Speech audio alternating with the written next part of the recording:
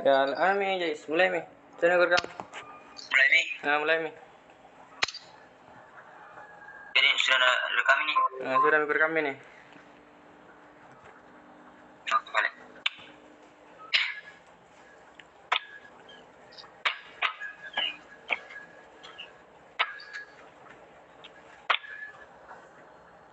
Baik, bismillahirrahmanirrahim. Assalamualaikum warahmatullahi wabarakatuh.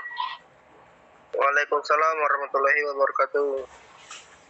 Kami dari satu akan Waalaikumsalam warahmatullahi wabarakatuh. kami dari kelompok satu akan mempresentasikan materi yang membahas tentang kalimat efektif.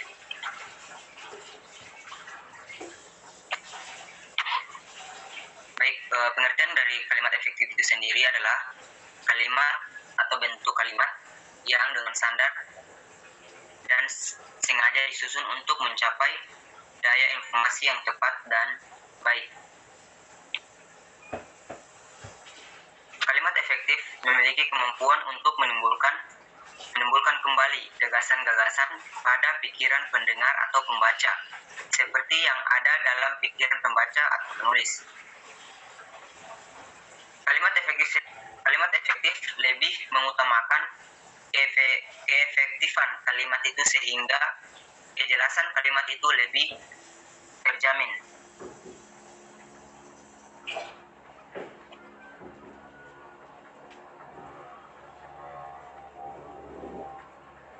Di sini kita masuk ke ciri-ciri kalimat efektif. Yang pertama, kesepadanan. Kesepadanan itu sendiri ialah keseimbangan antara pikiran, gagasan, dan struktur bahasa yang dipakai. Kesepadanan kalimat ini diperlihatkan oleh kesatuan yang kompak dan kepaduan pikiran yang baik.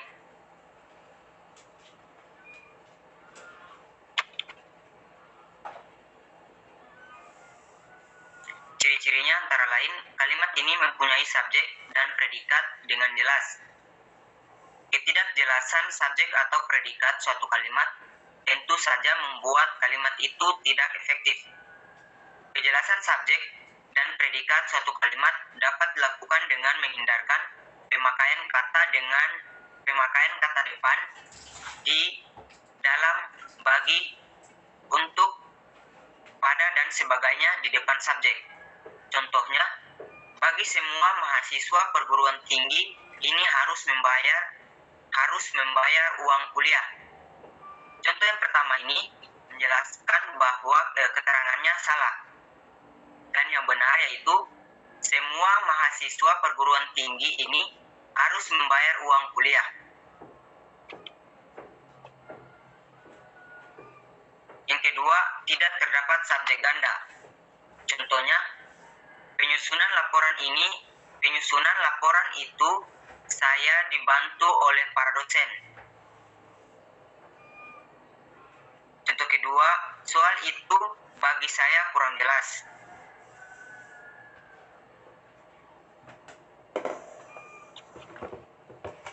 Yang ketiga, kata penghubung intra kalimat tidak dipakai pada kalimat tunggal.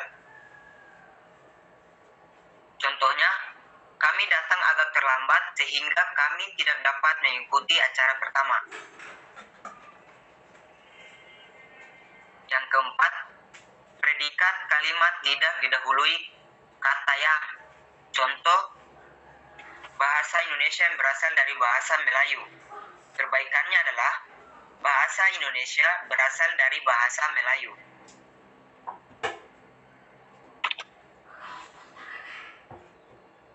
Ciri-ciri yang kedua yaitu keparalelan, yang dimana yang dimaksud dengan keparalelan adalah kesamaan bentuk kata yang digunakan dalam kalimat itu. Artinya, kalau bentuk pertama menggunakan nomina, bentuk kedua dan seterusnya juga harus menggunakan nomina. Kalau bentuk kedua menggunakan verb, bentuk kedua juga harus menggunakan verb. Contoh, harga minyak dibekukan atau kenaikan secara luas.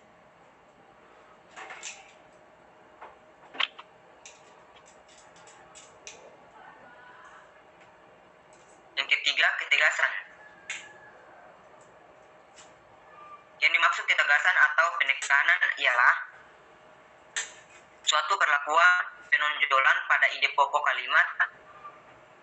Dalam sebuah kalimat ada ide yang perlu ditonjolkan. Kalimat itu memberikan penekanan atau ketegasan pada penonjolan itu.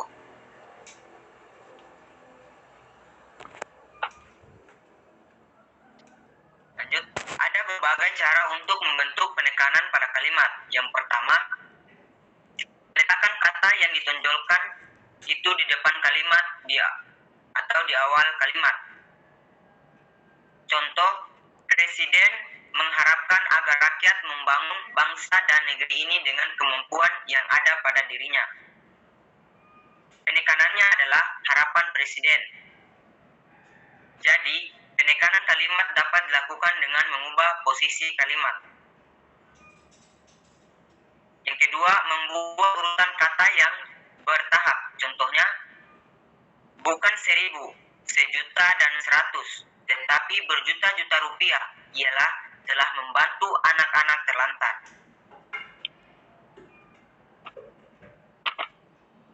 Yang ketiga, melakukan pengulangan kata repetisi.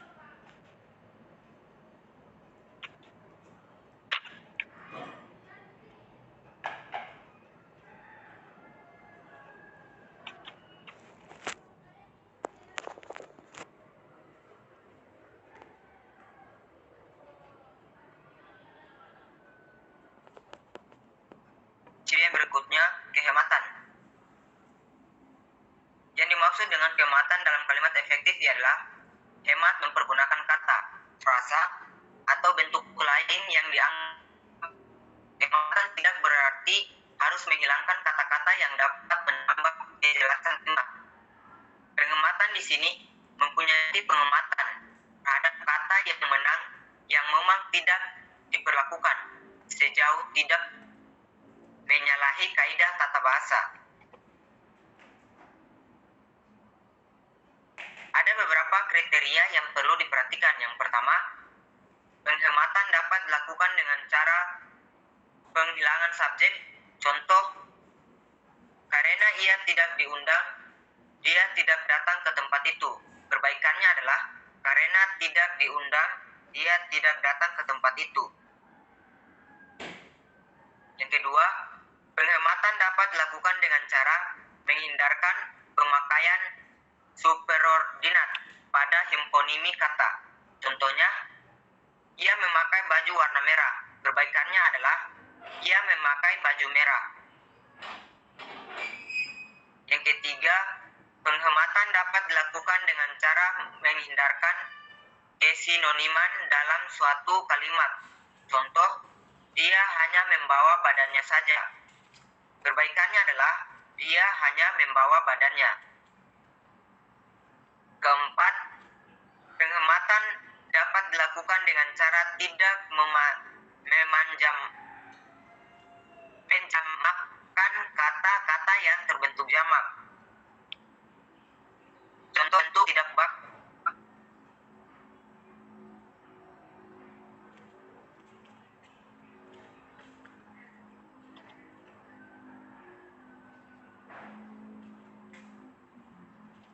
Yang berikutnya, kecermatan. Yang dimaksud cermat adalah kalimat itu tidak menimbulkan tafsiran ganda dan tepat dalam pilihan kata.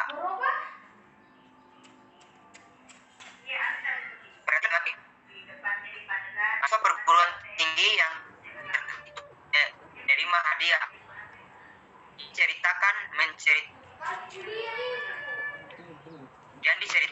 menceritakan tentang putra-putri raja, para bulu balang, dan para menteri.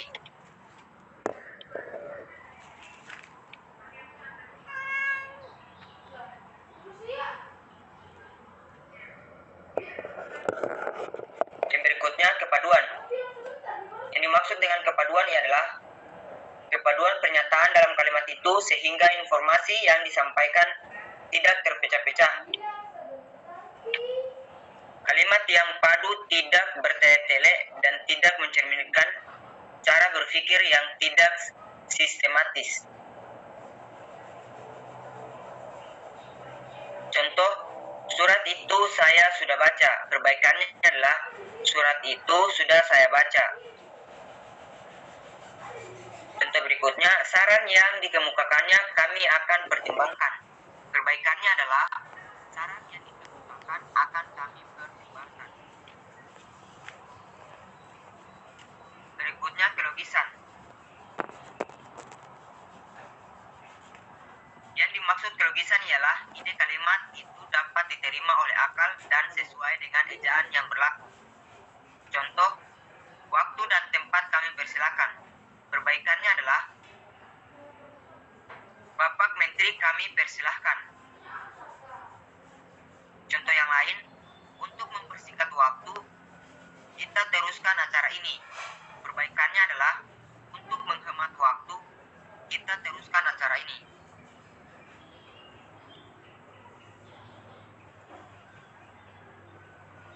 Sekian dan terima kasih. Oke, itulah tadi presentasi dari kelompok 1. Silakan kalau ada yang mau bertanya.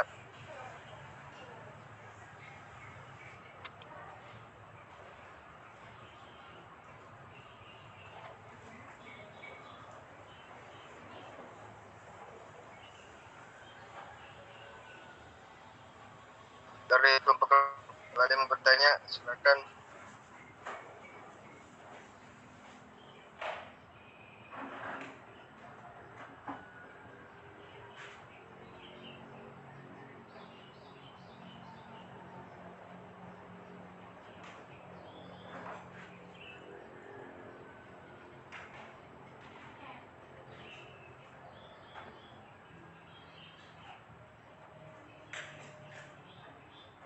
Silakan bertanya.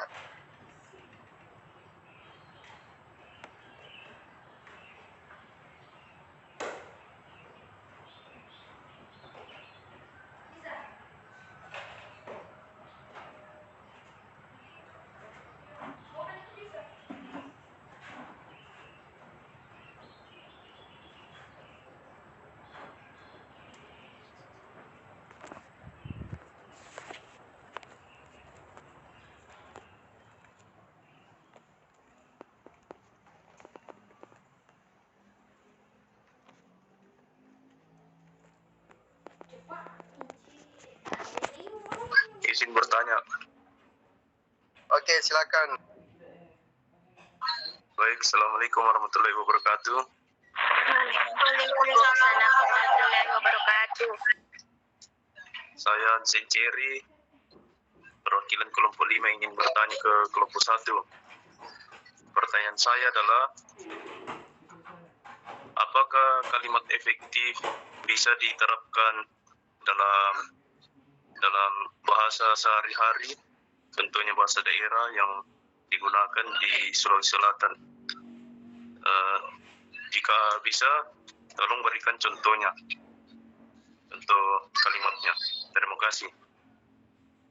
Oke, itu adalah soalnya, adalah pertanyaannya kepada kelompok 1, mau langsung dijawab atau nanti Pi? Oke, baik. Kalimat sebelumnya, kalimat efektif itu kan adalah kalimat yang disusun berdasarkan kaidah-kaidah yang berlaku. Jadi kalau semisal bisa-bisa saja kita gunakan kalimat efektif dalam kehidupan sehari-hari. Karena untuk yang saya lihat, untuk di Sulawesi Selatan sendiri itu ucapan kalimat-kalimat mereka seringkali memang bahasa Indonesia baku. Akan tetapi yang membedakannya itu seringkali logat-logat yang ada di Sulawesi Selatan. Nah, kalau contohnya sendiri,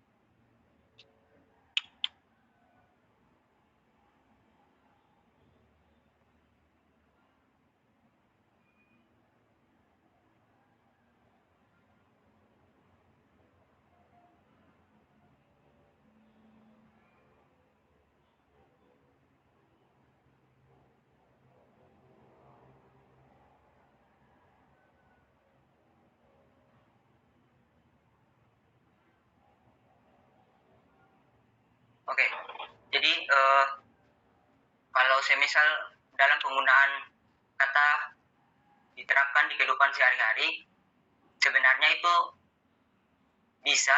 Kemudian yang kedua itu tergantung dari orang itu sendiri. Kalau untuk contohnya, di sini yang dimana ciri-ciri kalimat efektif itu yang pertama kan kesepadanan. Nah, contohnya itu seperti hadirin dimohon berdiri. Nah, ini kan biasanya digunakan di acara-acara ketika mungkin acara umum seperti kegiatan-kegiatan di kampus atau mungkin kegiatan sehari-hari seperti perkawinan, itu kan mereka sering mengucapkan kata hadirin dimohon berdiri ketika ada hal-hal yang penting mereka ingin atau ada hal-hal tertentu. Nah, di contoh lain lagi, hadirin dimohon berdiri ini digunakan juga di kegiatan-kegiatan formal seperti kegiatan di dalam kampus atau di luar kampus yang ketika disuruh untuk ketika mengiringi lagu Indonesia Raya. Nah, kata hadirin dimohon berdiri ini diucapkan juga. Jadi untuk kalimat efektif bisa digunakan di daerah manapun. Hanya saja tergantung dari orang itu sendiri lagi. Mungkin sekian dari penjelasan dari saya. Baik, terima kasih atas penjelasannya. Jadi kesimpulannya, penuturan kalimat efektif yang diterapkan masyarakat itu tergantung dari orangnya. Itu. Ya, tergantung dari orangnya dan karena untuk kalimat efektif itu kan kalimat yang baik dan benar atau disebut dengan kalimat yang baku. Jadi tergantung dari orang itu sendiri. Karena kan kebanyakan digunakan kalimat efektif itu ketika ada acara-acara tertentu atau kegiatan-kegiatan tertentu. Baik. Oke, saya sudah terima penjelasan dari pertanyaan saya, dari pertanyaan perwakilan kelompok 5. Terima kasih atas kelompok 1. Siap, terima kasih kembali. Oke, lanjut ke kelompok lain kalau ada yang mau bertanya. Silakan kepada Saudari Nurul Mutmainah. Baik, Assalamualaikum warahmatullahi wabarakatuh. Saya perwakilan dari kelompok 2 ingin bertanya. Kan tadi disebutkan tentang hipomini kata. Jadi saya ingin bertanya apa yang dimaksud dengan hipomini kata. Sekian, wassalamualaikum warahmatullahi wabarakatuh.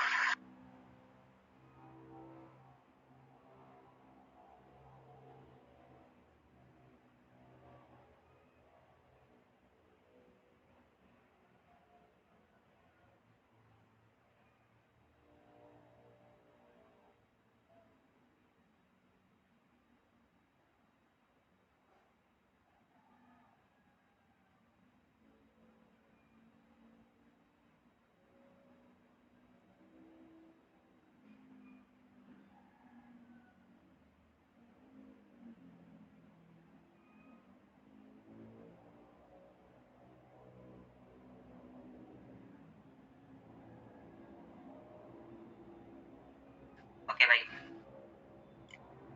Untuk hipomini kata sendiri itu maksudnya yaitu hubungan antara kata umum dan kata khusus. Contohnya di sini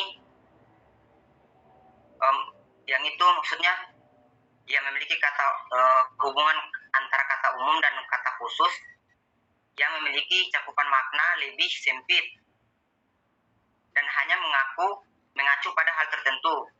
Jadi contohnya kata ikan. Nah, kata ikan ini memiliki beberapa hipominim yang antara lain yaitu contohnya ikan mas atau ikan mujair, ikan nila, ikan lele. Nah, jadi maksud hipominim kata itu seperti itu.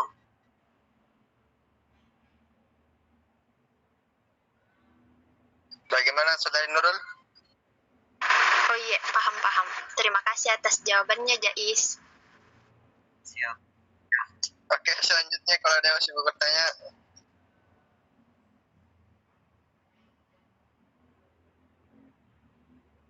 Silakan angkat tangan atau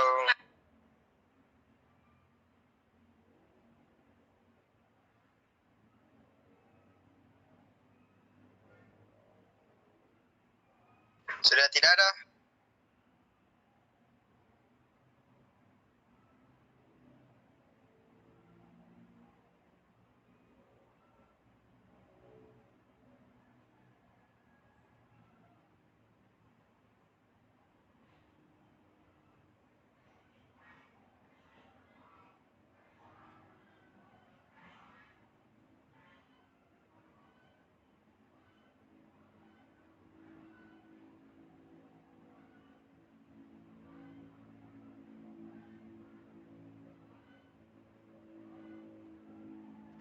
Kalau sudah tidak ada,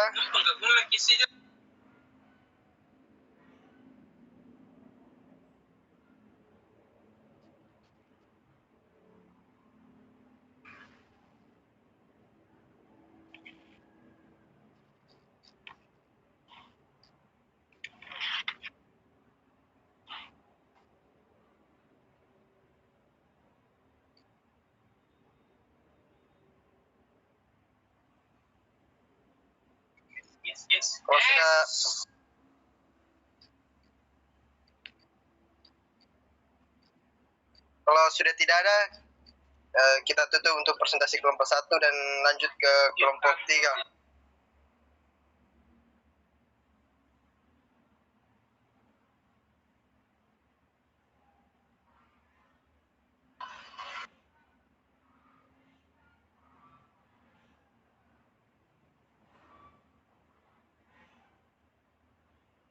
Oke, langsung saja kepada kelompok 3 untuk mempresentasikan tentang kalimat